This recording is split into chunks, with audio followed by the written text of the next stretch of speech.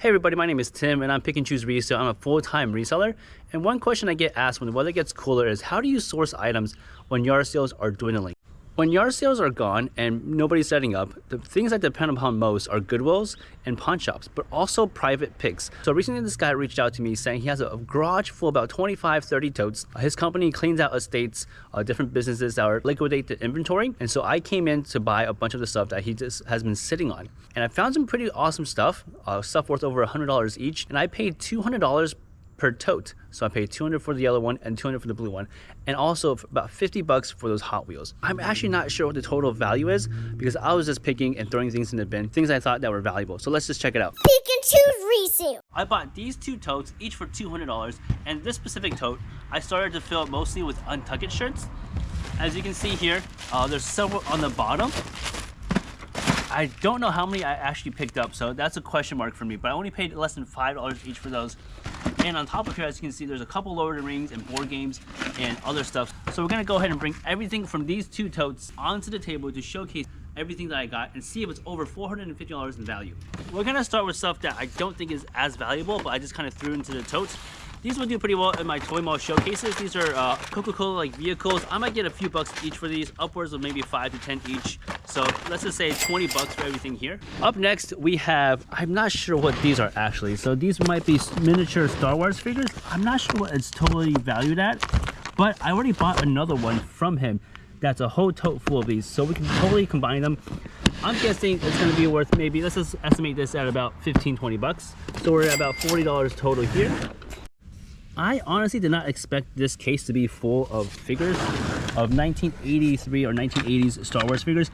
I have not looked up the comps on any of these yet. I have to Google image search each one. So if any of them stand out that are worth more than $25 each, please let me know in the comments below. And I know some of these can actually go along with this here too, this Ewok village. I did look up the comps on this Ewok village, but we'll talk about that a little bit later. Here's another box full of figures. I actually didn't know what these were until I saw DD. I assume that these are Dungeons and Dragons figures, but I have no idea what the figures are called or how much they are worth. So it looks like there's about 20 to 30 of these Dungeons and Dragons figures. My rough estimate is between $150 to $200. My rough estimate of the total value of these figures here as well is probably $300 in value, because there's about 30 of these figures right here. If they're worth at least $10 each, that means it's close to $300 in value. So between everything I have right here already, the Coca-Cola stuff, the Star Wars stuff, and these Dungeons and Dragons, I'm pretty sure I could already get my money back. So we're gonna see what everything else is worth for total value and see how much potential profit I can make off this one buy. Next off, we have this clear bin, which looks like it also has more figures, but these are plastic ones. The other ones we saw were more die cast or metal, but I think these are also D&D figures. So another, maybe I want to say 40 to 50 figures. I want to rough estimate another 150 bucks to $200 for all of these. So it looks like right now our potential profit is sitting at a plus $150. Next off, I found these Lord of the Rings and the Hobbit board games and figures. I looked up the comps. This is about $20. This is actually still brand new and sealed. The comps for this are looking at about 65 to 80. So that's super awesome that it's still sealed. This is something I never expected to see. It looks like the box for like Monopoly, but it's a limited edition Escape from Goblin Town. And it looks like all the figures have been unpunched and still brand new. And this used goes for $150. Now adding the value of these Lord of the Rings play sets and figures, we're looking at about $400 potential profit. So we've already close to doubled our money in potential profit, and we haven't even gotten to the shirts or the Star Wars Ewok village yet. So I'm really excited to see if we could surpass $1,000 in potential profit. Up next is this Pirates Davy Jones Gold board game. Looks like some of these ships are unpunched. It looks like it has a map. So just this alone doesn't go for much, but I think if I were to bundle it with all the other ships I had bought from him before, I could get probably close to $100 or more. That's a pretty awesome deal right there. Look out for these kind of board games. There was a small tote of Star Wars figures here, as you see. This one's worth about 30. Looking at the comps, about $8 here. Darth Vader's worth about $12 to $15. Got the Stormtrooper worth about the same at $12 and $15. And these small figures here, I would give this total value at about $60 right here in resale value. I emptied out most of the action figures and board games from that tote. As you can see here, there's a couple Lego sets, the Ewok village, the TIE fighters, and even this is a signed Batman. I'm not sure if it's authenticated yet, but it looks pretty awesome that it's from the late 80s or 70s. Here's a really cool, I think, autographed Batman and Robin photo. I'm not sure what the date is, and I probably need to get this authenticated before I can actually sell it. So for now, I'll just give it a $20 valuation for this. So we'll put it in this pile right here. So with the Pirate Ship board game valued at about $100, the Star Wars figures at $60, and then that Batman and Robin autograph photo at $20, we're looking at an additional $180 in profit. So bringing our total to $580 in potential profit. Let's keep going. So here we have a basket full of what I want to assume is Batman figures. Let me just go ahead and dump it out in the grass to show you guys what is all included in here. Looks like we have a wrestling figure, or another one right here as well. Some DC figures. Here's more wrestlers. Penguin, we got Flash, no idea who he is, got Batman, 19, 20, 21, 22, we have 22 DC figures here, and I see a few with the broken limbs, so 2 with broken limbs. Here's another vintage Star Wars one that made it out here. I'm not sure what this is, probably from DC as well.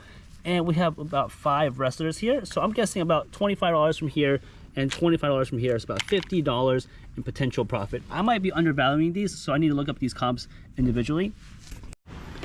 Here is a robot thing. I think this is from Mech Warrior from what I saw on research, and the prices are all over the place. I couldn't find the exact model after my quick search, but I just want to say between 20 to 50 bucks. So we're gonna add that to our pile here as well. This actually might be one of my better finds in this lot. It's a vintage Blue Thunder helicopter from the 1980s. For parts, it goes for about $50, but if it was complete, it goes for about $200. So I might try to sell it between $50 to $75. An estimated value about $50 and $50 for these 2 items brings our total value to $730 in potential profit. Next up, we have stuff like this. This is a Japanese imported toy.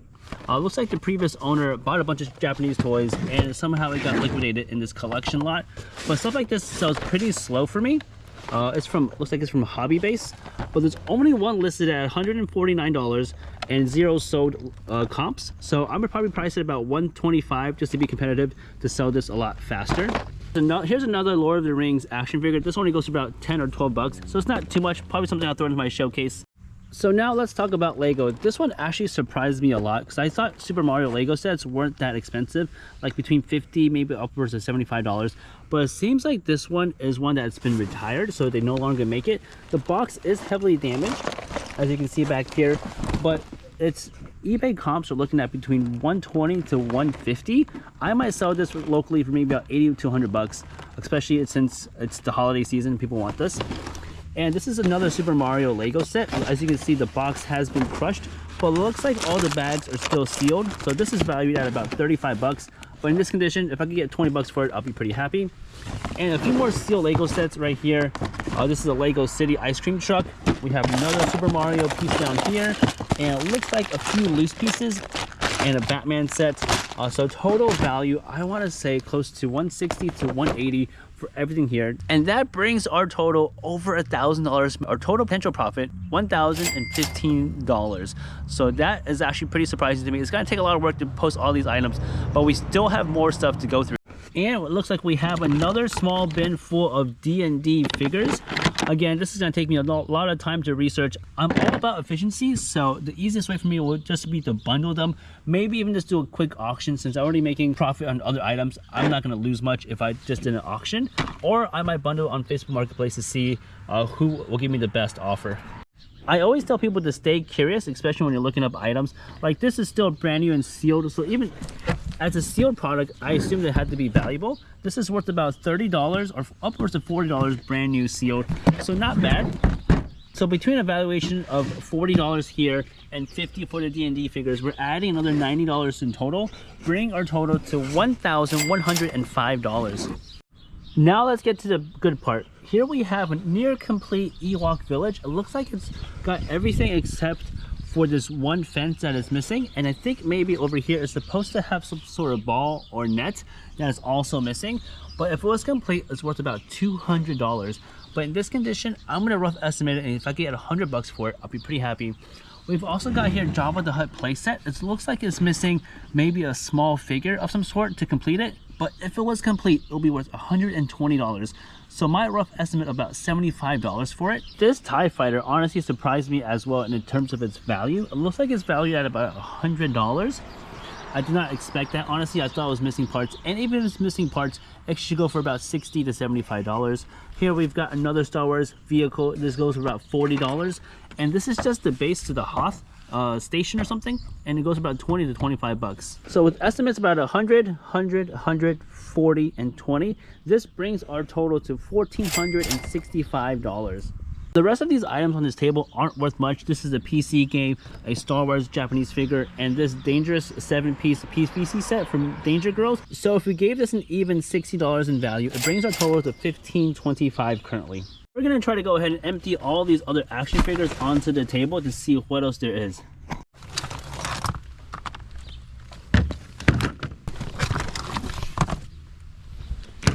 Here are all the action figures spread out on the table. Here we have a bunch more Batman figures. Looks like this might be either Terminator or Batman. But some of, as you can see, some of these figures are damaged, missing heads or missing arms. But if we were to estimate about 20 figures at about $2 each, that's about $40 in total right here in value. Here's a complete in-box Atari game Combat. Not worth much. I could probably get about $5 to $10 from this. So here about $50 in total in value. We have this Hampton Bay low voltage transformer. Open box and used goes about 65 to 90. An Insta Mini 11. It's a nice little Polaroid. I think I might keep this one, upgrade for my 7 or 9. I might also keep this for my kid. It's kind of like a streaming video slash camera thing. So I think he might enjoy that as he sees me doing YouTube now. We have this $6 million man figure. He goes only for about 25 to 30 bucks.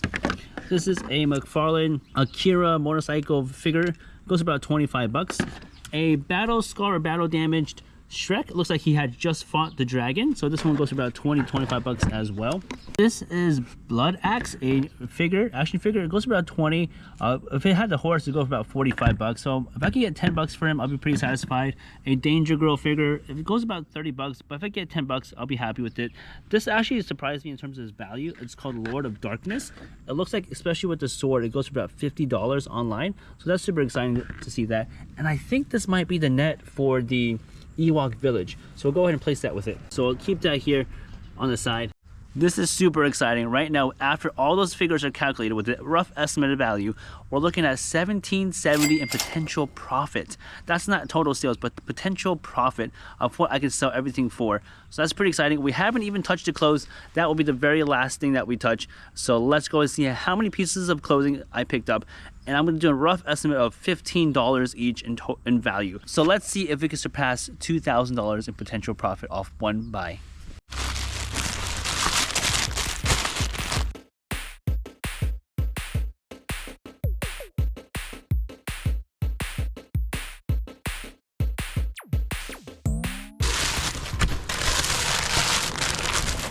It looks like I have 40 pieces of clothing, and if I were to multiply that by $15 each on average, I know they could go for a little bit more, but after fees and all that, I'm guessing roughly $15 average. That's $600 in potential profit. Adding that to our previous $1,770, it looks like we have definitely surpassed $2,000 worth of items. Whoops, I got so excited, I totally forgot I had Hot Wheels. So I paid $200 each for these bins, but I also paid 50 bucks for all of these remaining Hot Wheels that he had. Let's go ahead and open up to see what is in here. We're looking for the red line Hot Wheels. Those are generally the most valuable. But before we do that, let's check out these collector's cases. These are so awesome. Look at these stylings of these collector cases as well. Here's one from Matchbox that's actually shaped like a car. I'm gonna open up this box first to see what we have. Looks like we have some white wall ones over here. I know that not all of them are gonna be Hot Wheel brands, but I'm actually not very proficient in Hot Wheels. So if you see anything that's valuable, please let me know in the comments below. Here's just a few of those. These seem like they're not Hot Wheels, just based off how they're feeling. So this one looks interesting. It's interesting enough for me to possibly want to look up. Here's another bin full of Hot Wheels. We got a Thunderbird right up here on top. Again, guys, I have no idea what I'm looking at in terms of Hot Wheels and what they're valued at, but I know vintage ones can go for decent money, at least 5 to 8 bucks each. That's why I pulled the trigger on this. There is one that I think I looked up worth about 30, so let's see if I can find it, which bin this will be in.